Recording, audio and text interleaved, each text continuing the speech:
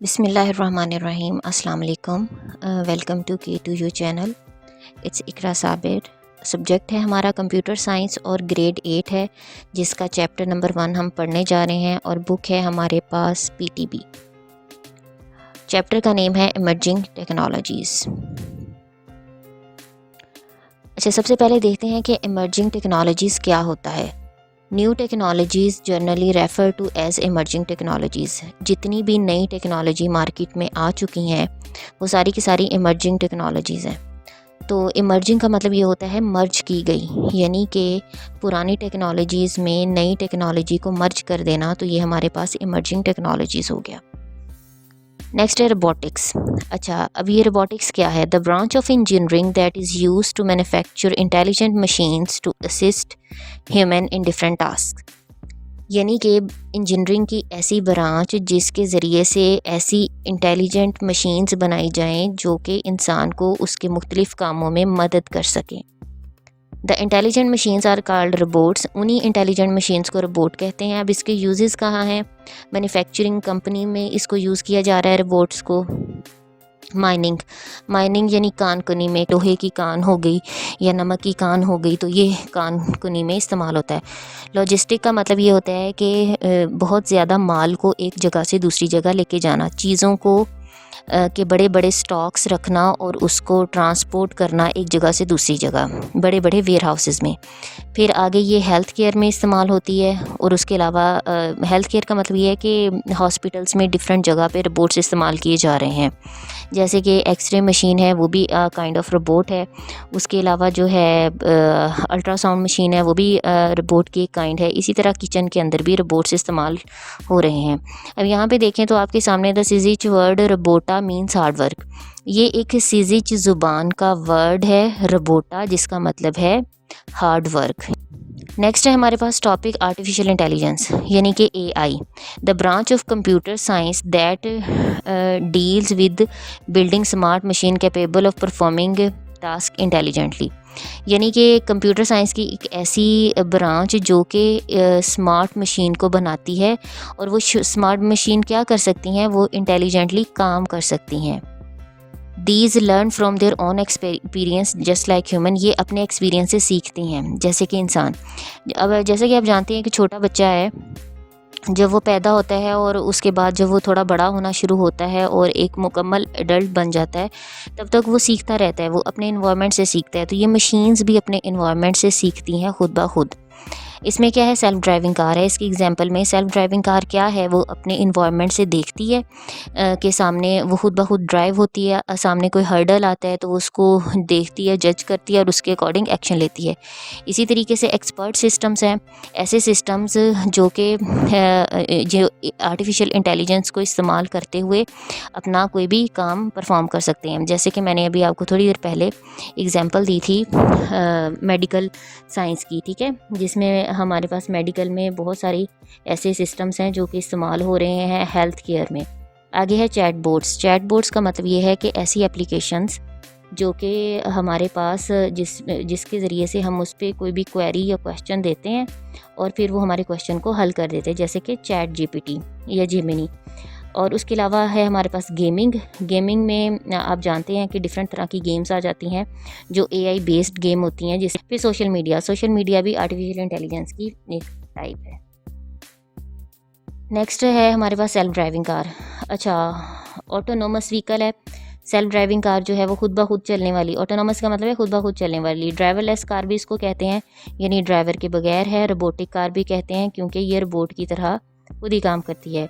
इसकी जो एग्जांपल है सबसे पहले वो थी गूगल वेमो एक्सपेरिमेंट, ये इसकी एग्जांपल थी। अच्छा, अब सेल्फ ड्राइविंग कार में क्या क्या यूज़ होता है? थर्मोग्राफिक कैमरा होता है। ये वो कैमरा होता है कि जो कि आगे से पिक्चर को क्लिक करता है या पिक्चर को ले रहा होता है या वीडियो रिकॉर्ड कर रहा होता है कि सामने कोई हर्डल तो नहीं आ रही। आगे है हमारे पास रडार्स।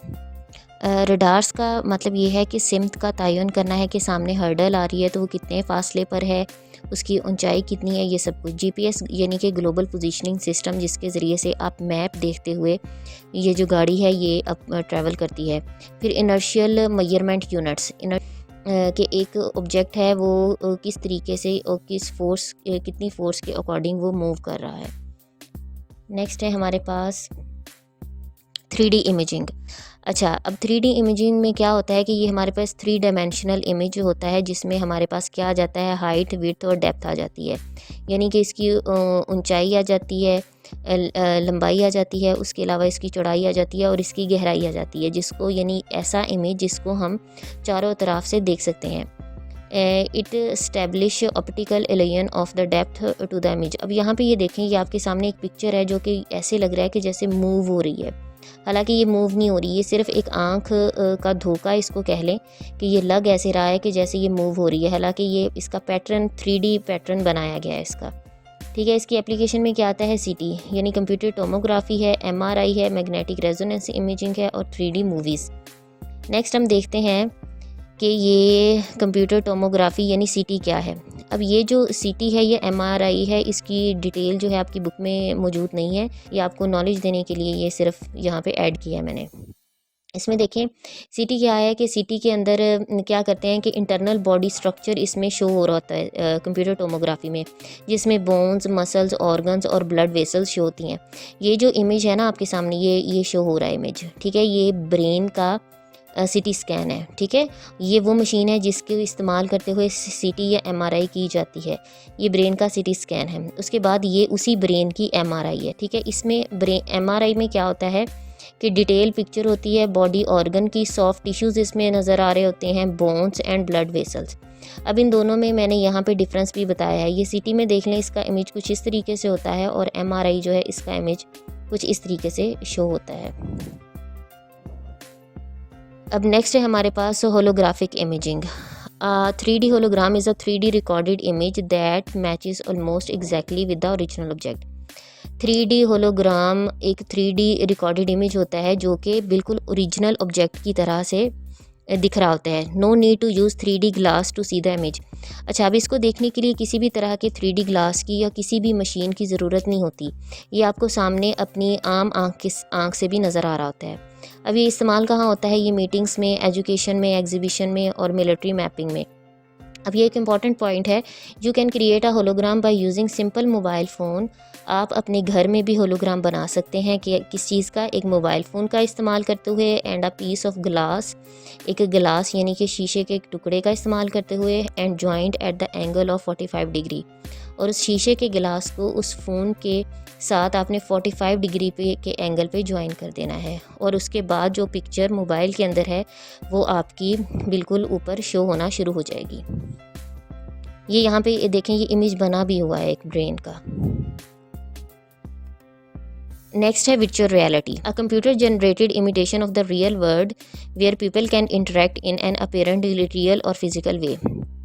एक कंप्यूटर की का जनरेट किया हुआ एक ऐसा इमेज जो कि एक्चुअल में रियल नहीं होता, एक इमेजिनरी इमेज होता है जिसको आप रियल या फिज़िकली तरीके से उसके साथ अटैच होते हैं। आपने अक्सर ऐसी जगहों देखी होंगी, ये ऐसे गेम एरियाज़ देखे होंगे जहाँ पर आप इस टाइप का VR सेट पहन के गेम्स खेलते हैं। ठीक है, यूज़ कहाँ होता है, ट्रेनिंग में। ये मिलिट्री ट्रेनिंग में काफ़ी इस्तेमाल होता है, क्योंकि ये सेट पकड़ा दिया जाता है और उसमें फिर दिखाया जाता है कि आपके सामने आपके दुश्मन आ रहे हैं और आपने उसके साथ कैसे फ़ाइट करना है। इस तरह एजुकेशन में होता है, हेल्थ केयर में, आर्किटेक्चर में, टूरिज़म में भी ऐसा होता है, और उसके अलावा जो गेमिंग है उसमें तो बहुत ज़्यादा ही ऐसा होता है। नेक्स्ट है augmented reality. AR manages to merge digital and 3 dimensional components with an individual perception of real world.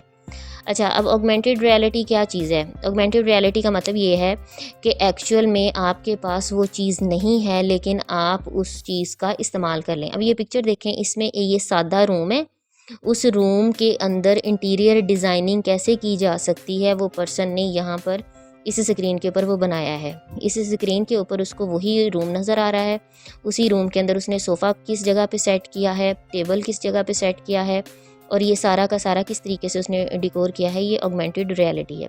उसके अलावा अगर मैं आपको इसकी एग्जांपल दूं तो हमारे पास जो स्नैपचैट है उसके जितने भी फ़िल्टर हैं वो ऑगमेंटेड रियलिटी में ही आते हैं। अब यूज़ कहाँ होता है, ये गेमिंग में होता है, मेडिकल फील्ड ट्रेनिंग में होता है, पब्लिक सेफ्टी में और एजुकेशन में। अब यहाँ पे हमारे पास एक इम्पॉर्टेंट पॉइंट है, the AR industry is anticipated to be valued more than $18 billion in 2023। यानी कि AR इंडस्ट्री ने कितनी ज़्यादा बिलियन डॉलर्स कमा लिए इन्होंने 2023 में। नेक्स्ट देखें, हमारे पास है distributed application that operate simultaneously on several different computer. एक ऐसी एप्लीकेशन जो कि एक टाइम में बहुत सारे कंप्यूटर्स पे चल सकती है। The system operate on the network and communicate with each other. अच्छा, अब ये जो सिस्टम है ये नेटवर्क के ऊपर ऑपरेट होते हैं और एक दूसरे से कम्युनिकेट करते हैं। एग्जांपल इंटरनेट है। इंटरनेट का इस्तेमाल करते हुए आप बहुत सारी एप्लीकेशन एक ही टाइम में बहुत सारे लोग इस्तेमाल कर सकते हैं। नेक्स्ट है हमारे पास blockchain, the method of storing data in blocks that make it difficult to change data और hack it. Blocks create a chain. ये जितने डाटा छोटे छोटे ब्लॉक्स में डिवाइड हो जाता है और उसकी फिर एक चेन बन जाती है, because each block has an information about the block before it. यानी कि आपका डाटा है और आप या आपका ट्रांजैक्शन रिकॉर्ड है, आपने वो ब्लॉक्स की सूरत में डिवाइड हो गया।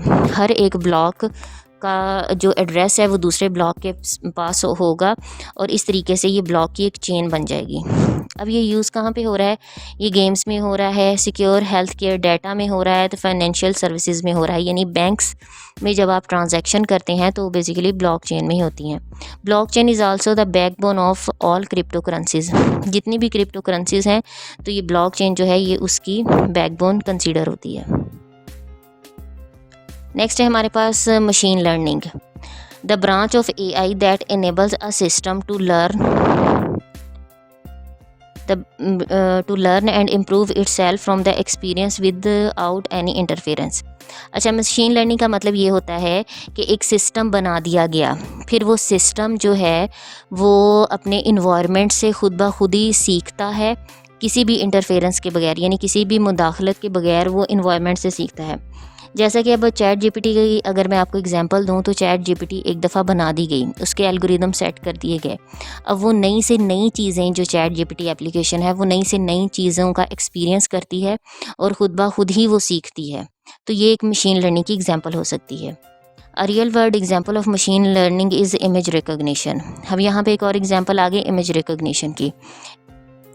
अच्छा, इमेज रिकॉग्निशन का क्या मतलब है कि आपके पास एक ऐसी मशीन है जिसके अंदर आपने एक्सरे ऐड कर दिया और वो इमेज उसको देखकर ये डिसाइड करके आपको बता देता है कि ये जो एक्सरे है कि ये किसी कैंसर पेशेंट का है या नहीं है। यानी कि इस एक्सरे से पता चलता है कि उसमें कैंसर्स के सेल पाए जाते हैं या नहीं। फिर आगे है एप्लीकेशन, इसकी क्या है? डाटा एनालिसिस में ये यूज़ होता है, ईमेल फ़िल्टरिंग में यूज़ होता है।